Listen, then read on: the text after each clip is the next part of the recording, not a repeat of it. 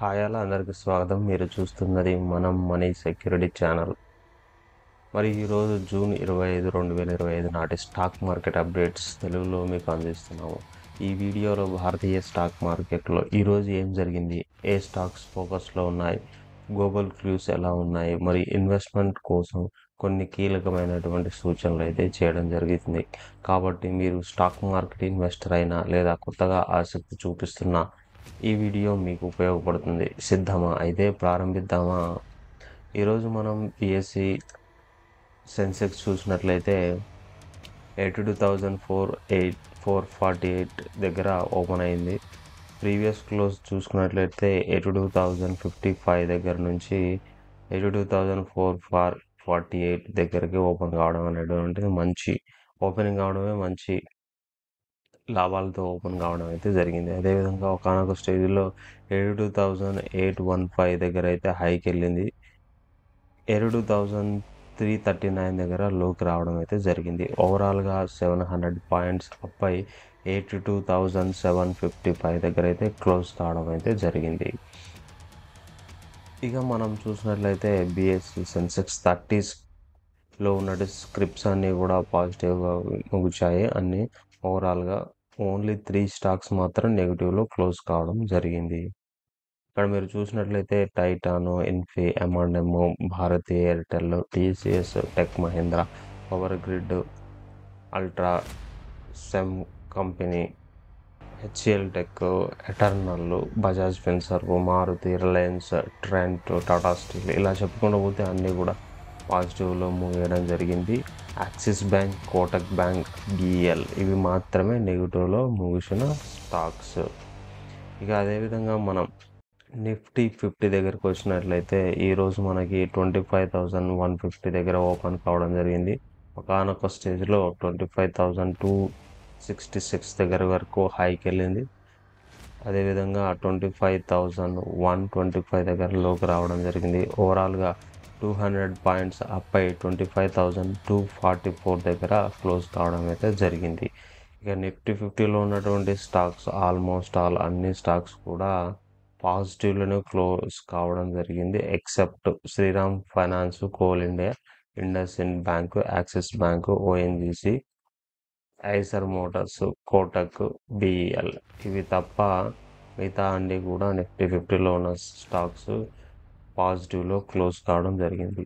ఈరోజు మనం చూసినట్లయితే టాప్ గెయినర్స్ ఇన్ నిఫ్టీ 50 మాట్లాడుకున్నట్లయితే Titan, M&M, Grasim, Nifty, JSW steel ఈ 5 స్టాక్స్ టాప్ 5 పర్ఫార్మెన్సర్గా ఈరోజు నిఫ్టీ 50లో చెప్పుకోవచ్చు. అదేవిధంగా టాప్ లూజర్స్ ఇన్ నిఫ్టీ 50 చూసినట్లయితే BEL, Kotak bank, Eicher Motors, ONGC, Axis banks అనేటివైతే టాప్ లూజర్స్ ఇన్ నిఫ్టీ 50లో ఈరోజు చెప్పుకోవచ్చు. అదేవిధంగా Nifty 50 most active volume stocks చూసుకున్నట్లయితే HDFC bank, Infy, BEL, Reliance, ICICI banks అయితే ఉన్నాయి. Nifty 50 most active volume traded stock చూసుకున్నట్లయితే BEL, Eternal, Tata steel, NTPC, ONGC ఇలా అయితే ఉండడం జరిగింది. అదేవిధంగా ఈరోజు మనం రూపీ వర్సెస్ అదర్ కరెన్సీస్ చూసినట్లయితే USD వర్సెస్ INR అనేటువంటిది 85 రూపీస్ 87 పైసా దగ్గర క్లోజ్ కావడం జరిగింది. ఎన్ వర్సెస్ INR అయితే 59 రూపీస్ 16 పైసా దగ్గర క్లోజ్ కావడం అయితే జరిగింది. GBP వర్సెస్ INR చూసినట్లయితే మనకి 117 రూపీస్ 0.01 పైసా దగ్గర క్లోజ్ కావడం అయితే జరిగింది. యూరో వర్సెస్ INR చూసినట్లయితే 99 రూపీస్ 76 పైసా దగ్గర క్లోజ్ కావడం అయితే జరిగింది. ఈరోజు గిఫ్ట్ నిఫ్టీ 80 పాయింట్స్ పెరిగి ట్రేడ్ అవుతుంది. ఇది మార్కెట్లో బుల్లిష్ ట్రెండ్ను సూచిస్తుంది. అయితే నిన్నటి సెషన్స్లో నిఫ్టీ 2025లో గరిష్ట స్థాయిని తాకినప్పటికీ లాభాల స్వీకరణ కారణంగా దాదాపు 300 పాయింట్లు కోల్పోయింది. ఈరోజు మాత్రం మళ్ళీ రికవరీ మోడ్లో కనిపిస్తుంది.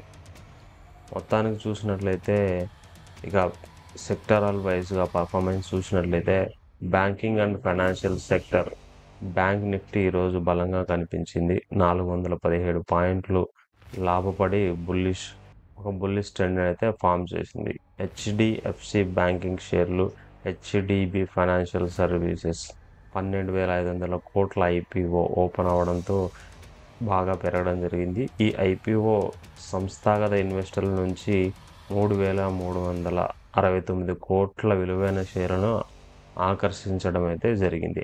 టెలికాం సెక్టార్ చూసుకున్నట్లయితే ఇజ్రాయిల్ ఇరాన్ యుద్ధ విరామం కారణంగా క్రూడ్ ఆయిల్ ధరలు తగ్గడంతో టెలికాం స్టాక్స్ ఈరోజు బాగా రాణించాయి.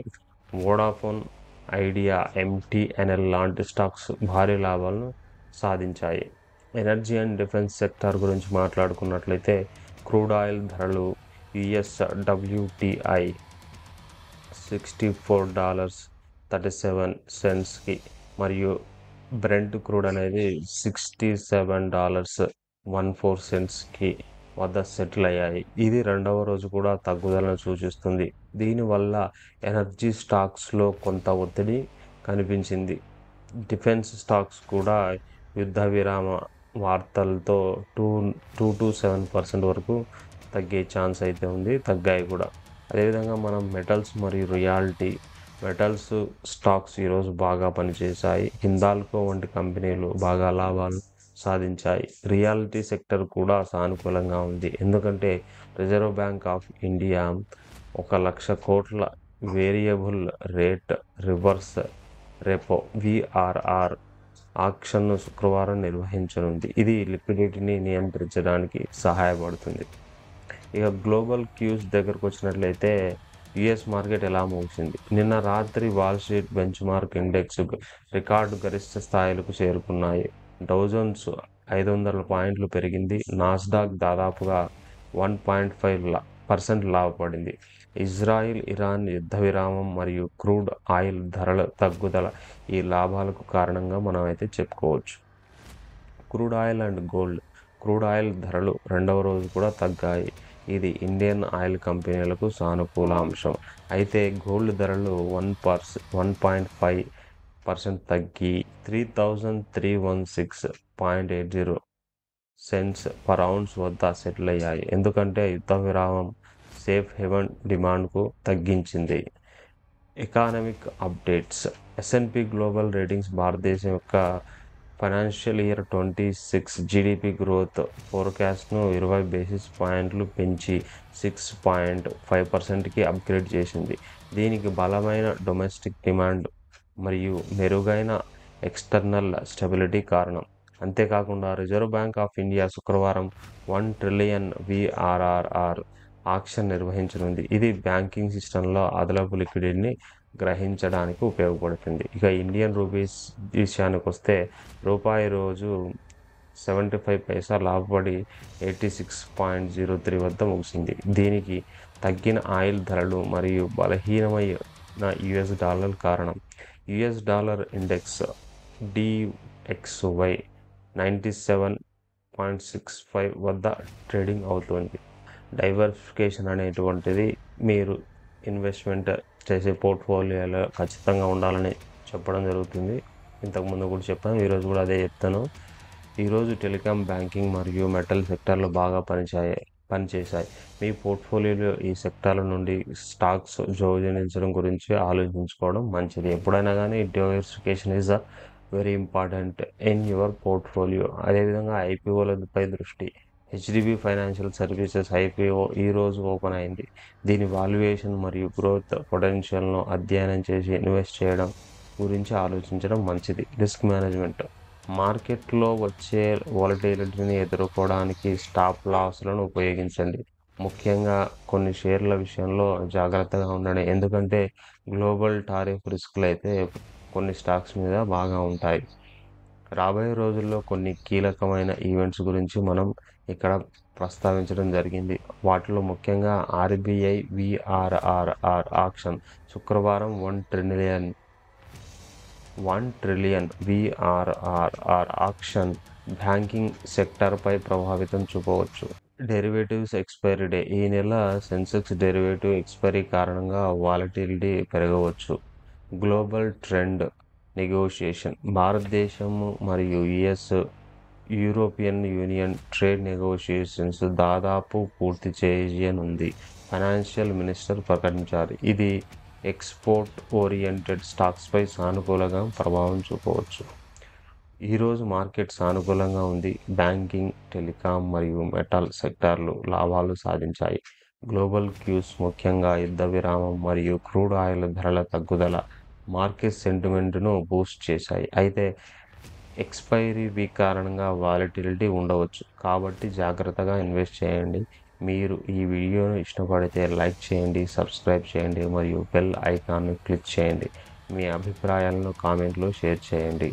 మరియు తదుపరి వీడియోల్లో మళ్ళీ కలుద్దాం. అంతవరకు సెలవు. Thank you for watching.